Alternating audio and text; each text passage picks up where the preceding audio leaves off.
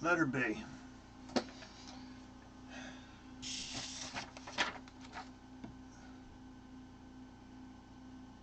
The inversion of the general trend continues on the other periods too, but the effect diminishes and eventually disappears towards the bottom. Explain why the larger, heavier atoms follow the general trend of increasing ionization energy when the smaller atoms do not.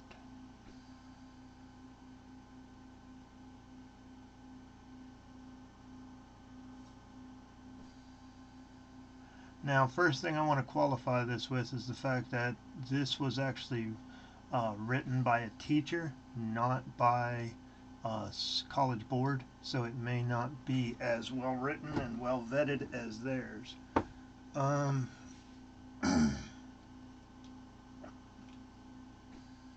Let's see.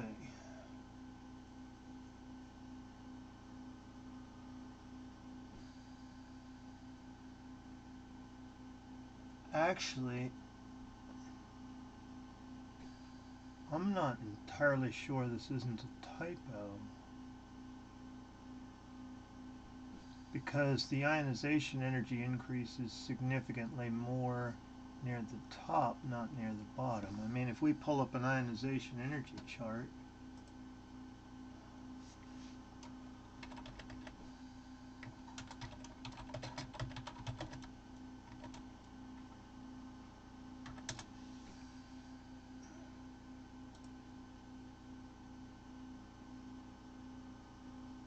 you can see that the trend is far more significant near the top than near the bottom. I mean, as you can see, it drops off precipitously near the end. I think my colleague somewhere elsewhere in the country may have made a typo. Let me look at his. Did you look at his answer key? I'm curious what his rationale was.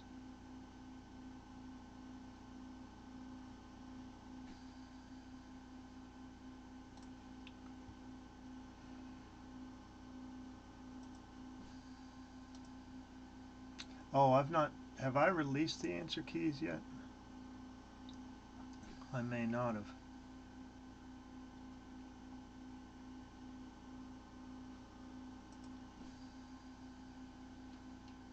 Yeah, I did. Okay.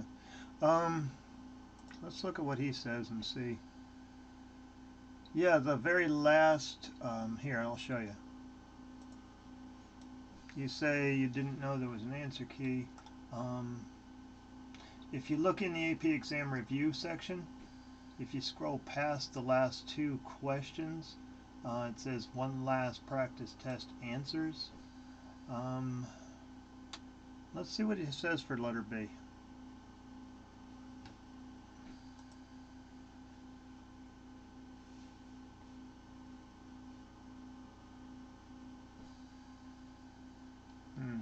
Wait a moment.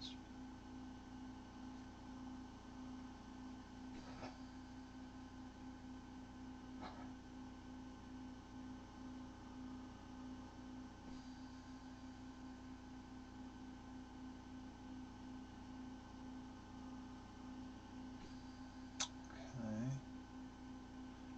He's arguing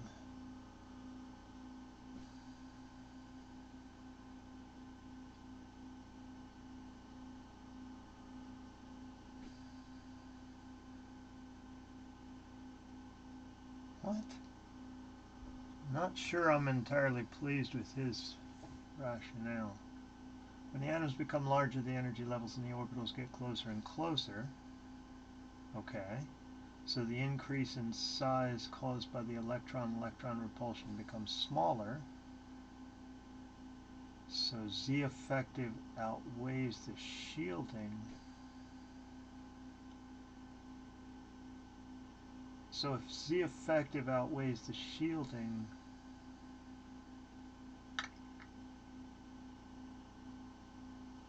then each increase of another proton would have a greater effect. I'm not pleased with the way this question is written, and I don't think you'd see something similar.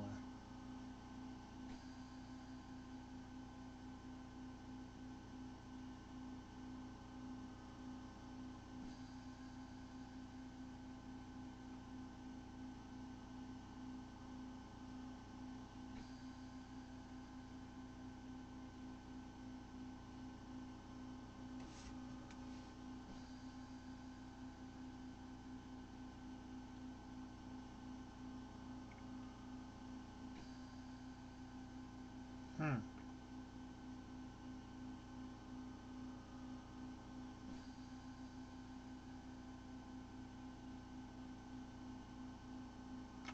Okay. I think what he's discussing here is I think he's discussing the fact that you get these spikes here and here, where what you're doing is you're going up from it's I'm displeased with the wording of his question, but I see what he's trying to say is that you get these spikes from here to here. So as you go up from boron, nitrogen, oxygen, and then you drop, or boron, carbon, nitrogen, and a drop to oxygen, it's actually a drop. So what he's going for, I think, in this question has to do with this. I think what he's going for is that if we look at boron and then we look at carbon,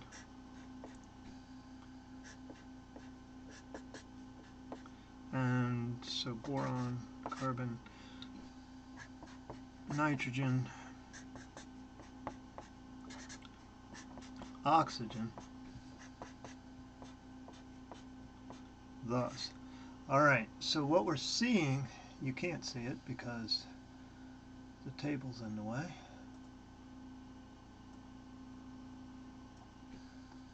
Okay, what you're seeing is you're seeing here this drop. And you're seeing it here in the first few periods, but then it starts to kind of disappear and even level out, or even go to an increase as you go further down the table.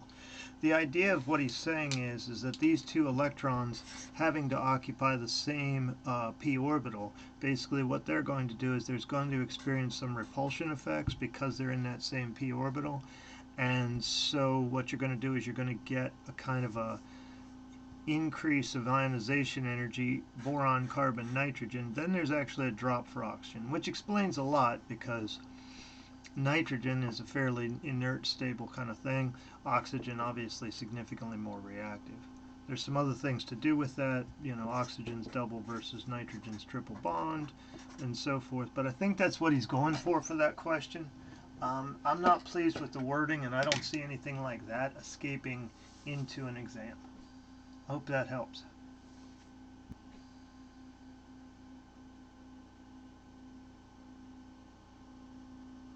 Okay, so the question is the answer for letter A, but why it doesn't increase as you go down, or why it would decrease as you go down the groups. Okay, my apologies, I didn't do a very good job explaining. Okay, what his argument was is he's saying that the shielding effect that you experience with something like oxygen here isn't nearly as significant when we've got such a multitude of electrons present. So what happens is when you get this huge pile of electrons around the outside of the nucleus, this little bump here is not nearly as significant because you know you get down to antimony, tellurium. Oops, sorry, you can't see that. There should be a way for me to make that come up on top. Well, let's do this. When you get down here to antimonium, tellurium, those guys, what happens is you've got as many as 50 protons and 50 electrons, and so that little bit of shielding doesn't have nearly the effect that it would otherwise.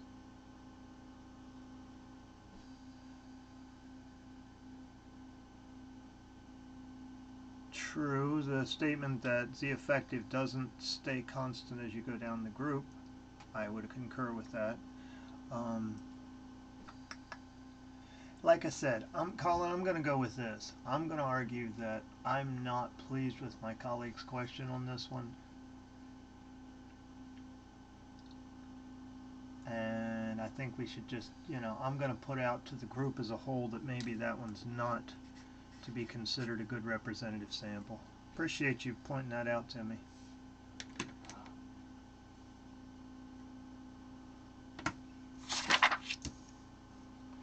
Okay, problem two, letter G. A researcher claims that every sulfur and oxygen atom in oxide disulfuric molecule is sp3 hybridized. Okay, so in the previous problem, you were given the Lewis dot structure, and you had to solve out the Lewis dot structure, which may or may not, they indicated that it was missing something and explained how to correct the diagram. Well, clearly these two oxygen in the center do not have octet, so they're missing their electrons. Some people might jump on the idea in letter F that sulfur has, look at all those bonds, 10, 12 electrons around it, but that's okay. Remember that sulfur can get away with that. Now, how would we argue the sp3 hybridization not being accurate? Let me open up the desk. All right. Basically, if you look at the S's around the center, wait, oxygen, every sulfur and every oxygen. Okay, so immediately with the sulfurs, sure, you can get away with it because you've got sulfur with double bond, single bond, double bond, single bond. So if you're trying to determine hybridization, you look at one of the double bonds and the single bonds, and you count 4, so we've got sp3. We're okay with that. Both of the sulfurs behave in the same way. The oxygen's in the middle. If you look at the oxygen in the middle, you've got an oxygen with a sulfur and all that other foolishness on each side. But this oxygen in the middle, again, 2 unbonded pairs, 2 bonding pairs, sp3. So we're okay with that. The only one that jumps out at you is the double bonded O. So you've got a sulfur double bonded O, and again, we're missing how many? We're missing 2 electron pairs. So oxygen has its octet, but it only has 1, 2, 3 surrounding pairs that are sigma bonded or lone pairs. So we only deal with sigma bonding and lone pairs, and therefore this one is sp2, not sp3. That would be my argument. I'm happy to see what my colleague wrote.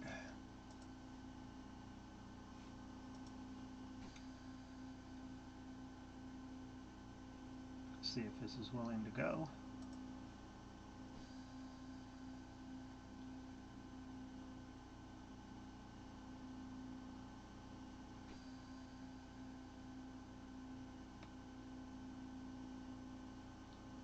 Bugger that, it takes forever.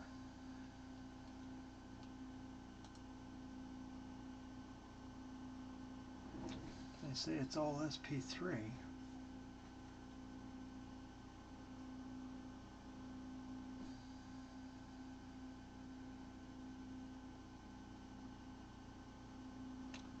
In the question, say do you agree? Okay.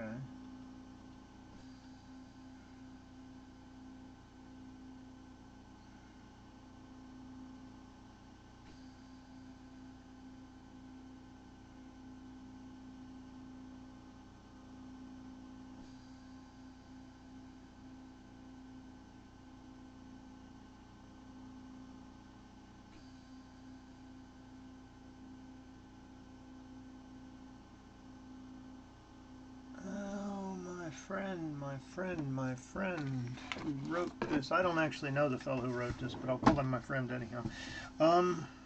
Let me take a look at something and make sure I'm not leading you down a trail, but I'm 90% sure I know what I'm talking about. Give me a second, I'm doing a little research here.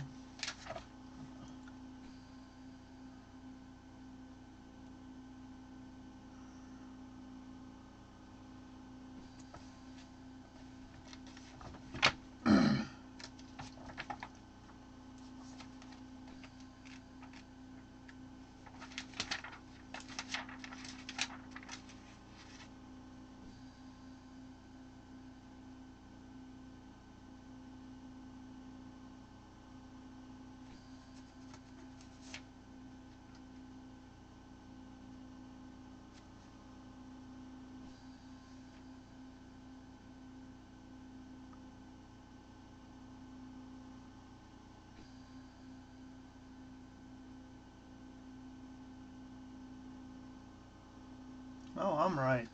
I'm so right. Because there are only 3 regions around.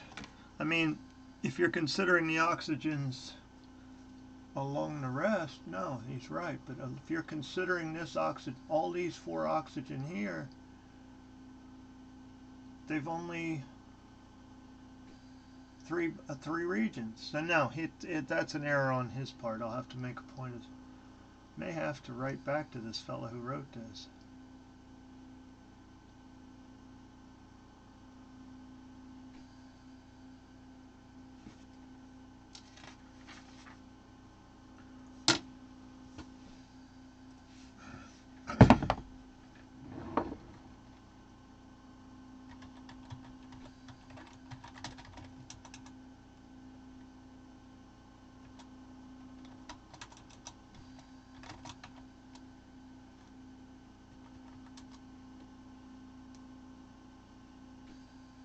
Thank you. I'm just looking at oxygen as a representative sample, and they point out that oxygen's O2 is both are hybridized as sp2. Therefore, logically, the fellow who wrote that particular answer is in error for this one. And maybe I can go in, fix his document, and then push it back out to you guys corrected, because that is a mistake. Thank you, Colin. I will push that out before people start checking their answers.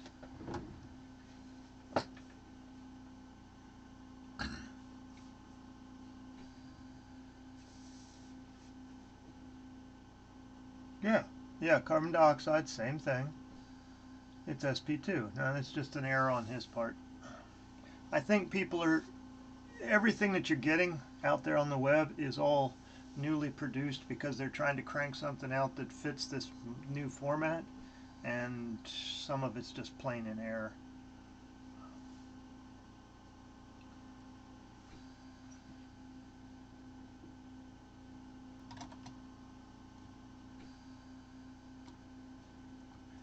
Could you look at the letter H below the next problem? I believe there is a typo where it says chlorine rather than oxygen.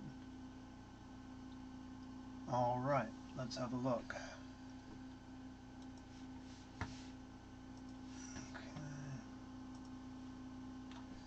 In order to further study the bonds between hydrogen and oxygen atoms in this P spectrum is done of 2 of the atoms.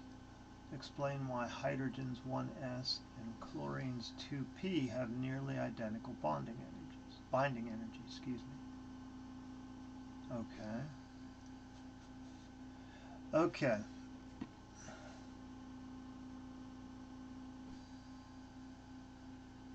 Well, let's see. First of all, let's shoot this up a little bit. All right, now, chlorine's 2p. Chlorine's 2p. 1, 2, 3, 4, 5, 6, 7, 8,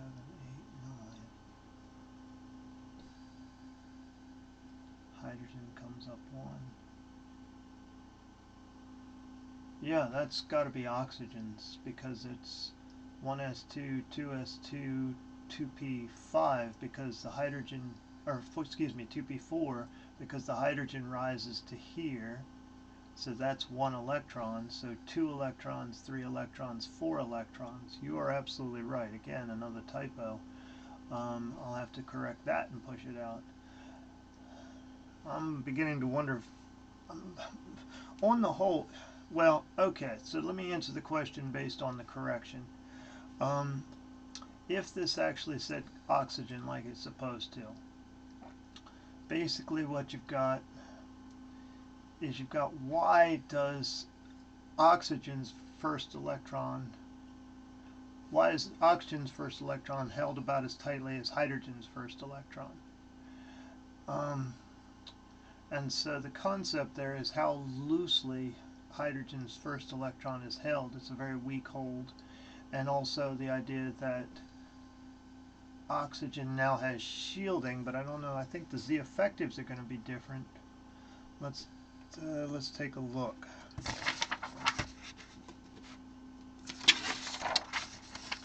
If you look at hydrogen, obviously the Z effective is going to be 1. Now, as far as oxygen though, Z effective is going to be Z minus S, which is going to be 6 minus 2. Z effective is going to be 4.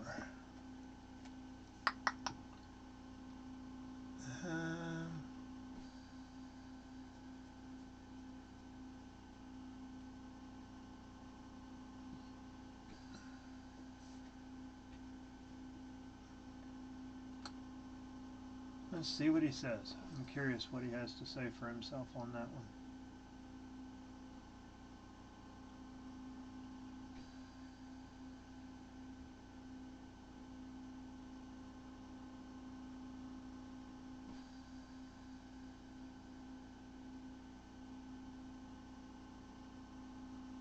Okay, so he's arguing size.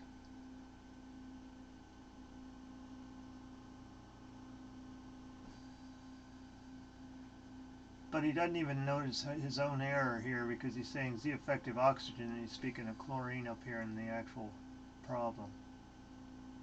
So I think he generated this and it hasn't been fully vetted, so that's why we're seeing minor errors. Sort of like when I write my first time, you guys get the first pass of a test I wrote. Sorry. Yeah, he's just arguing though that the Z effective, while it is significantly higher, you're also talking about electrons that are significantly further from the nucleus than is a hydrogen's electron, and that's his argument. So he's just arguing over two different things, the idea of distance and the idea of Z effective. Does that help?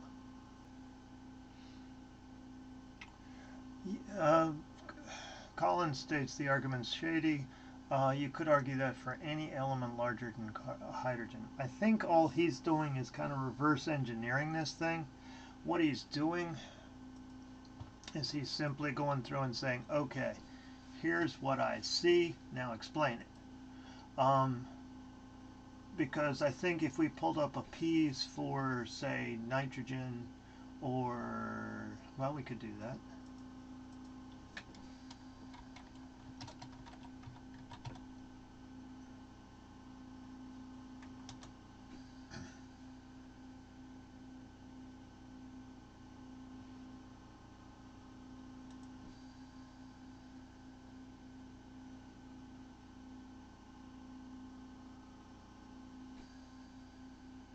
Now, this is something they might actually do to you, is have you compare two elements that are side by side and say why are the data this and that.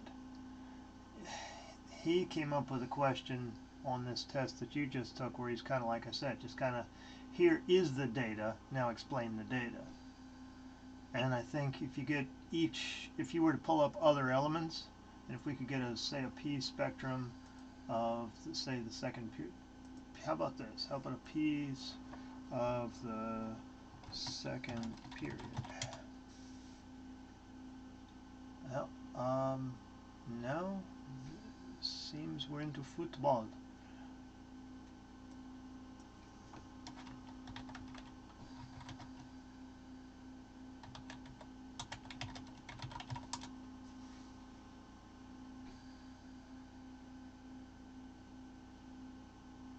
Okay, this one gives us chlorine, this one calcium.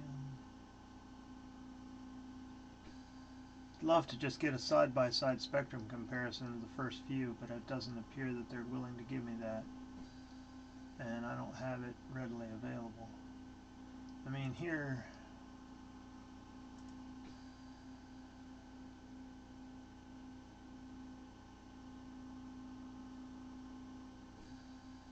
okay, so here's at least a few of the elements, and here we have hydrogen, helium, lithium, beryllium, and boron, and you see again hydrogen's here, and for the weakest hold on beryllium, again we're getting back down into the same general reactivity. So you're right, it's not the greatest answer, but again, I think what they're doing in this one is just saying, here is the data, explain it. So that's about the best we can do with that one.